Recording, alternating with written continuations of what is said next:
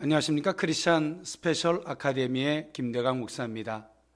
하나님의 본심을 알자라는 그 주제 안에서 오늘은 하나님의 주권을 가지고 그 의미를 살펴보고자 합니다. 하나님은요, 만유의 주가 되시는 하나님이신 줄 믿습니다. 왜냐하면요, 하나님은 우주 만물을 창조하신 주이기 때문인 줄 믿습니다. 창세기 1장 1절에 태초에 하나님이 천지를 창조하시니라 라고 말씀하고 있죠. 그 말은 무엇입니까? 이 온 우주 만물의 시작이 하나님께로부터 되었다는 것입니다. 그것은요, 많은 것을 내포하고 있습니다. 그 말은 이 모든 것들이 하나님께로부터 시작되었기 때문에 그 선의 기준이 하나님이고요, 정의의 기준도 하나님이고요, 그리고 그 하나님께서 모든 것들을 통치하고 다스린다는 것을 의미하고 있습니다. 오늘 찰스 다윈이 말했던 것처럼 진화론을 이야기한다라고 한다면 어떤 의미일까요? 우리가 말하는 것이 선입니다. 선의 기준이 그렇다는 것이죠. 또 우리는 임의대로 살아가도 됩니다. 그러나 창세기 1장 1절에 태초에 하나님이 천지를 창조하시니라 라고부터 성경이 시작되고 있다는 것은, 우리가 창조론을 믿는다는 그것은 그 선의 기준이 하나님께 있다는 것입니다. 그리고 내가 착하다고 해서 착한 것이 아니죠. 하나님께서 보시기에 어떠냐가 그 착함의 기준이 될 것입니다. 그래서요, 우리는 우리의 삶 속에서 오늘 창세기 1장 1절의 그 의미를 안다면 우리는 우리 임의대로 살아도 안 되고요, 그리고 우리가 뭔가가 옳고 그름과 그 선의 기준이 도덕과 윤리적인 측면에서 그 모든 것들을 절대치를 가져서는 안 됩니다. 그래서 오늘 우리는 기도하는 것이죠. 하나님 보시기 어떻습니까? 그리고 특별 계시로 우리에게 허락되어진 그 성경에서 말하는 그 선의 기준이 무엇인지를 우리는 살펴야 되는 줄 믿습니다. 디모데전서 6장 15절에 기약이 이르면 하나님이 그의 나타나심을 보이시리니 하나님은 복되시고 유일하신 주권자이시며 만왕의 왕이시며 만주의 주시오 라고 성경은 말해주고 있습니다. 이 주권이라는 말의 정의는요, 고전 헬라어 문헌의 용법의 명사로서 디나스테스는요, 디나 마이, 할 수 있다라는, 할 수 있다, 힘을 지니다 에서부터 유래된 말입니다.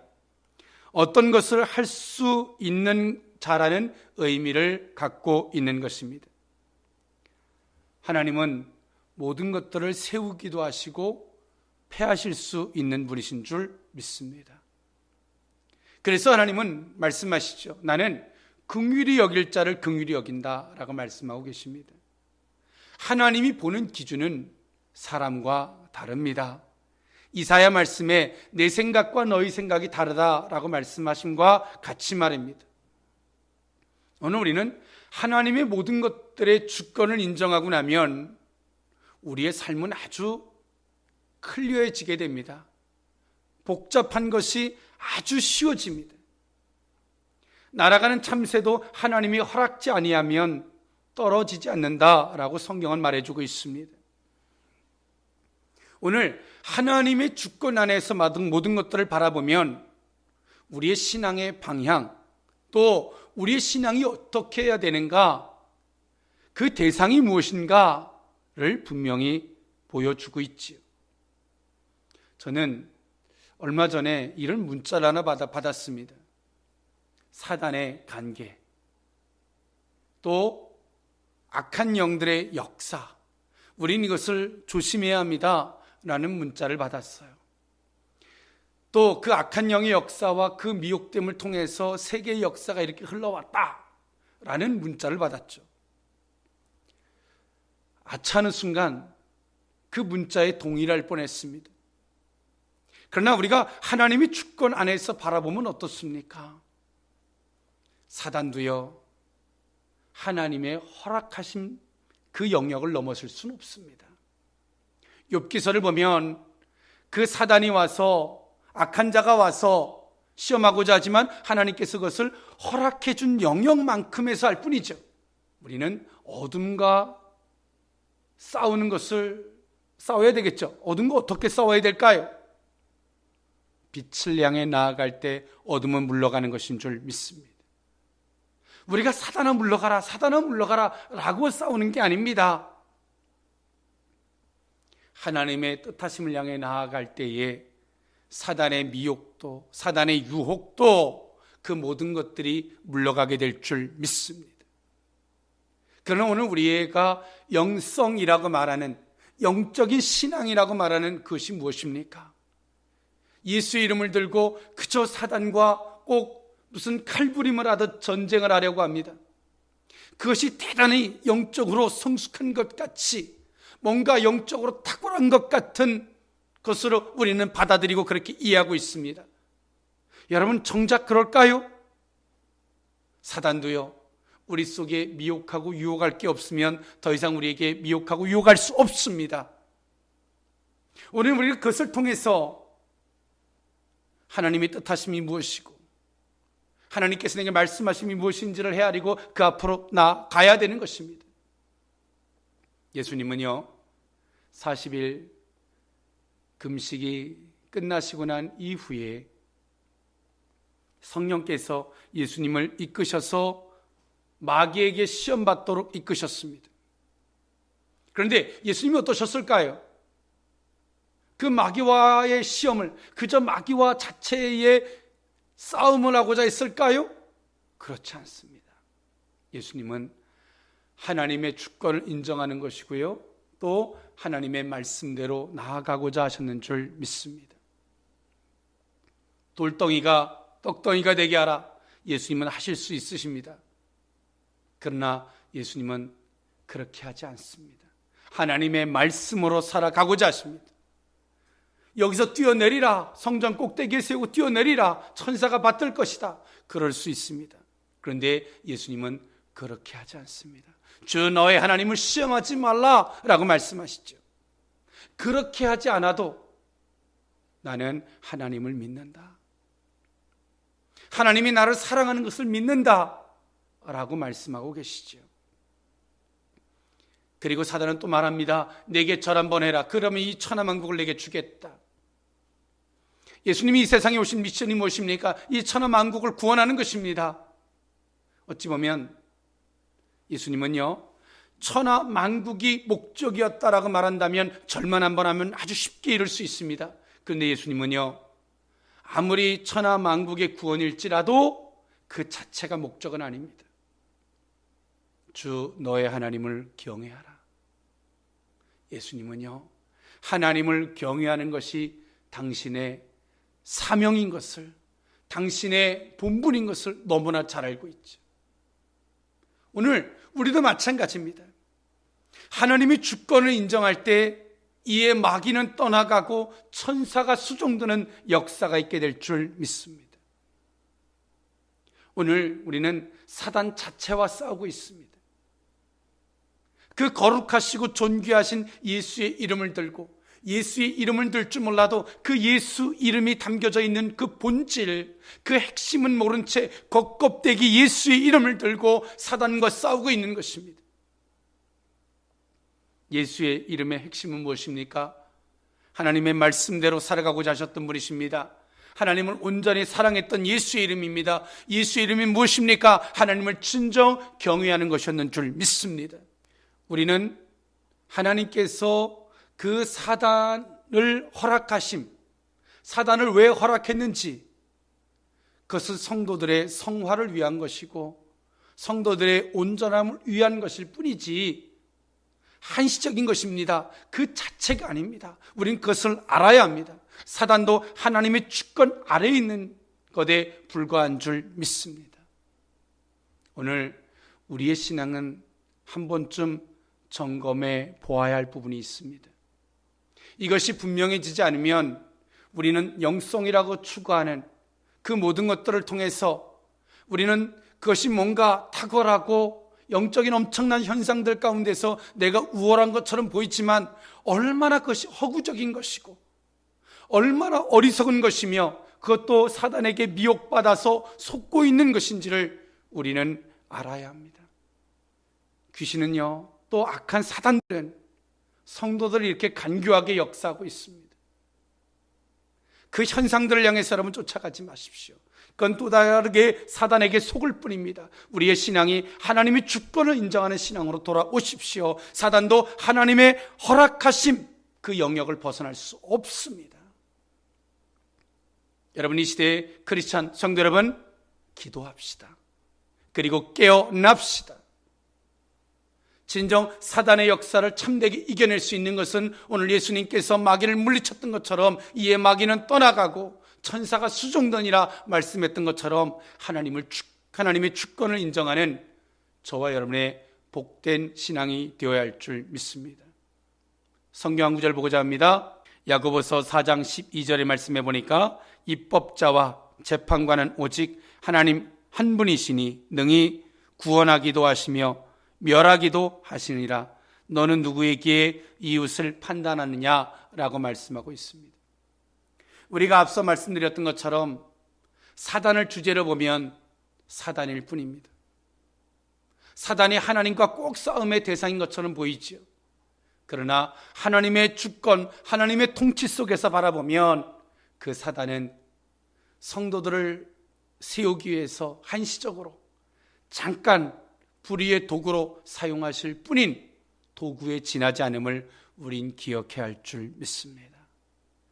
이처럼 성경은 우리에게 야고보서에 말해주고 있죠.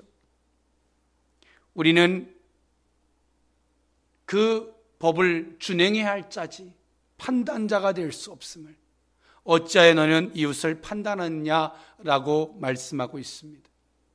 우리는 하나님의 주권을 인정하고 나면요, 우리는 성경의 어떤 가지고 있는 그것들을 가지고 말씀들을 가지고 우리는 재판자의 판단자의 자리에 앉아서 판단하지 않습니다. 다만 우리는 그 말씀을 이행할 자로서 그 율법을 준행해야 할 자로서 행동만 남게 될 줄 믿습니다. 역대하 20장 6절의 말씀해 보니까 이르되 우리 조상들의 하나님 여호와여 주는 하늘에서 하나님이 아니시니까 이방 사람들의 모든 나라를 다스리지 아니하시나이까 주의 손에 권세와 능력이 있사오니 능히 주와 맞설 사람이 없나이다 라고 말해주고 있습니다.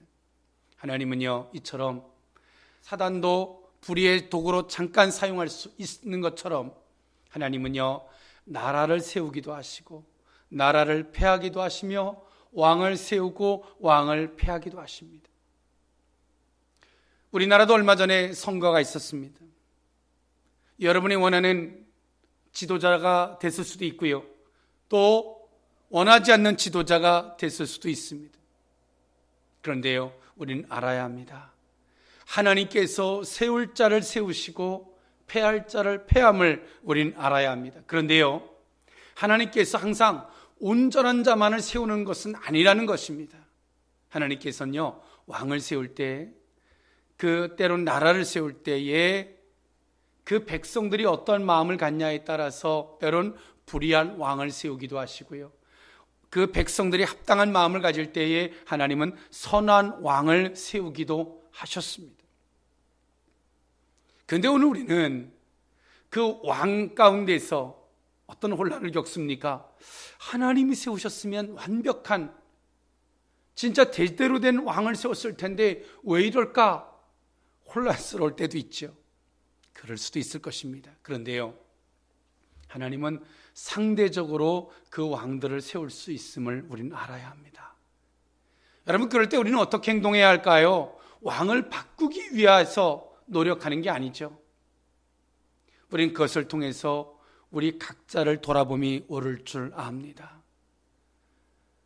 때로는 이스라엘 백성들의 초대 왕이었던 사울 왕, 이스라엘 백성들이 굉장히 인간적일 때 그 인간적인 왕을 세웠습니다. 그리고요, 그 인간적인 왕을 통해서 이스라엘 백성들은 엄청난 괴로움을 겪습니다. 오늘 그들이 회개할 때 하나님은 다윗이라는 선한 왕을 세우셨는 줄 믿습니다. 시편 113편 7절에서부터 8절에 있는 말씀에 보면 가난한 자를 먼지 더미에서 일으키시며 궁핍한 자를 거름더미에서 들어 세워 지도자들 곧 그의 백성의 지도자들과 함께 세우시며 라고 말씀하고 계십니다. 하나님은요, 세울 자를 세우시고 패할 자를 패하십니다. 하나님께서 일하시면 어떤 기준과 원칙이 있겠죠.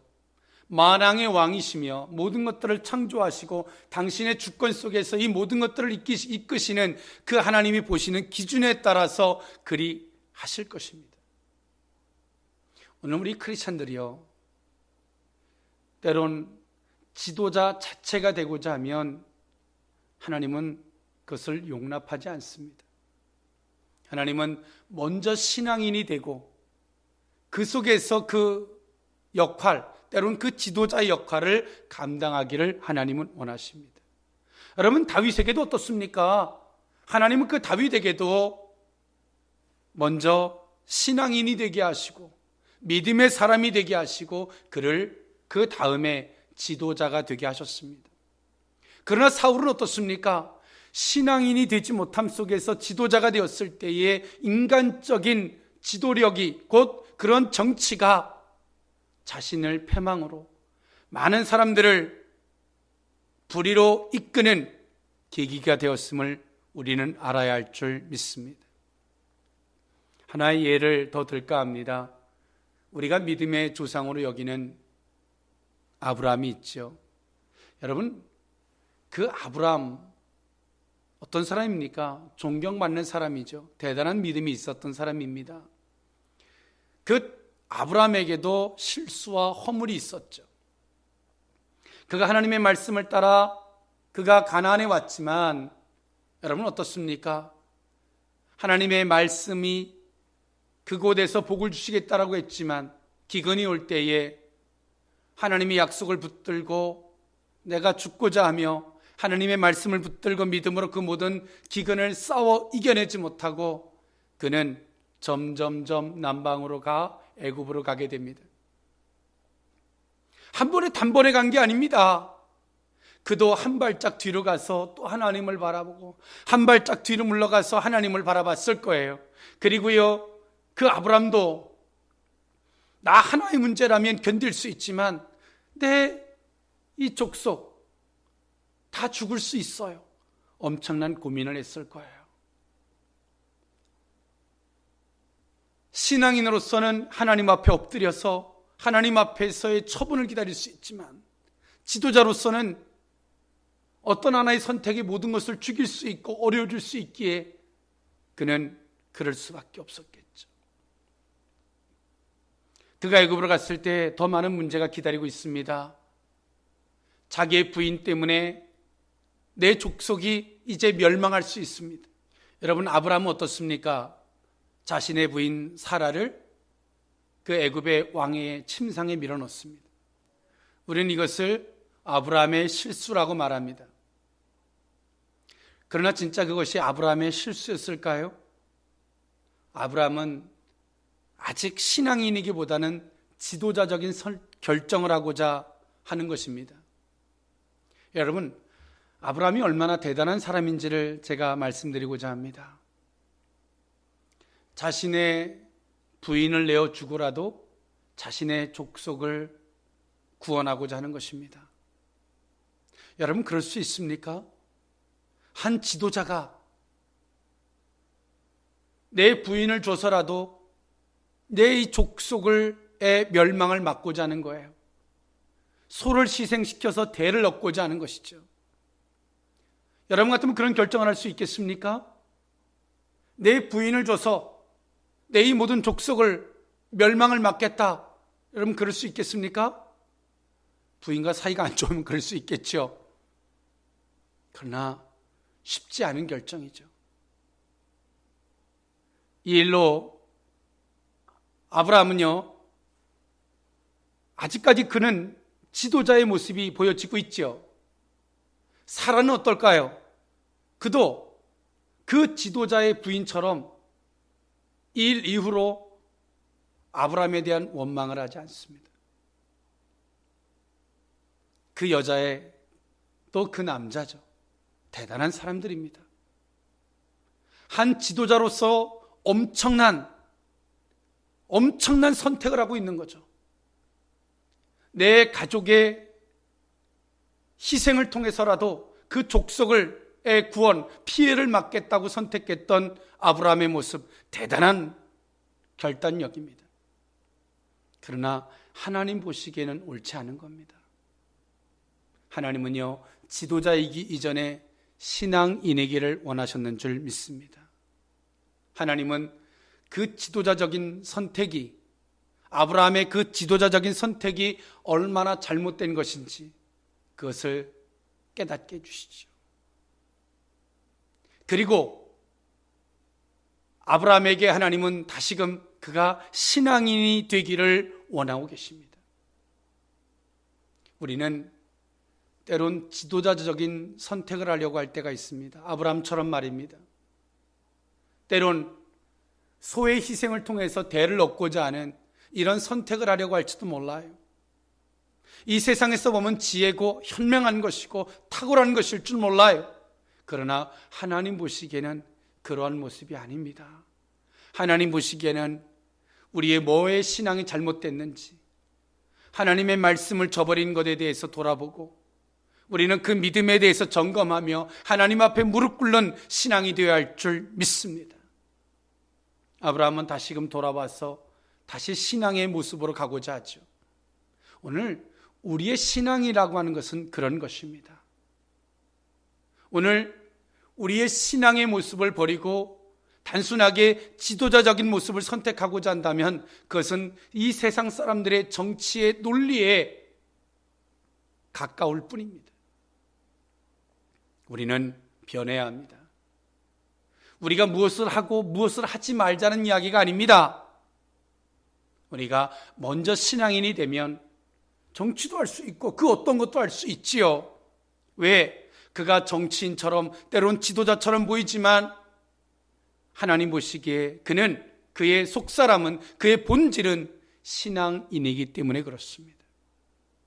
오늘 우리는 신앙인이 되어야 할 줄 믿습니다. 그 신앙인의 자세가 무엇입니까? 하나님의 주권을 인정하는 자세인 줄 믿습니다. 하나님의 주권을 인정하면 우리는 모든 범사에 작은 것을 통해서도 주의 음성을 듣게 될 줄 믿습니다. 하나님의 뜻이 무엇일까? 그것을 깨닫게 되고요. 사람과 사람 사이에 사사로운 감정에 매이거나 어떤 환경을 통해서 마음의 상함에 매이지 않게 될 줄 믿습니다. 사무엘상 16장 7절에 있는 말씀에 보면요, 여호와께서 사무엘에게 이르시되 그의 용모와 키를 보지 말라. 내가 이미 그를 버렸노라. 내가 보는 것은 사람과 같지 아니하니 사람은 외모를 보거니와 나 여호와는 중심을 보느니라 하시더라 라고 말씀하고 있습니다. 하나님은 지금도 당신의 주권 안에서 모든 것들을 이끌고 계십니다. 그리고 사람을 볼 때는 그 중심을 보시고 하나님은 모든 일들을 이끌고 계십니다. 여러분, 사랑하는 성도 여러분, 이 시대를 살아가는 크리스천 여러분, 하나님의 주권을 인정합시다. 하나님은 지금 우리의 중심을 보고 계십니다. 우리의 마음이 하나님과 합한 자가 되었으면 좋겠습니다. 하나님이 주권을 인정하고 나면 우리의 신앙은 방법론이 될 수 없습니다. 단 하나님의 뜻을 헤아리고 하나님의 보시기 어떤가만을 살피는 복된 신앙이 될 줄 믿습니다. 말씀을 정리할까 합니다. 여러분, 우리는 우리의 아는 신앙이 하나님의 주권을 인정하느냐 하지 않느냐, 거기서부터의 우리의 신앙은 시작입니다. 하나님 주권을 인정하면 그 말씀이 답일 것이고요, 또 하나님이 보시는 것이 기준일 것이고요, 우리는 모든 것 속에서 사람 앞에 서지 않을 것이고요, 감정에 매이지도 않을 것이고요, 마음이 상하거나 실망할 것이 아니라 하나님의 뜻만 살피게 될 줄 믿습니다. 여러분, 하나님이 주권 안에서 승리하시고 하나님이 주권 안에서 모든 것들을 풀어나가는 저와 여러분의 복된 신앙이 되었으면 좋겠습니다. 감사합니다. 지금까지 크리스찬 스페셜 아카데미의 김대광 목사였습니다. 감사합니다.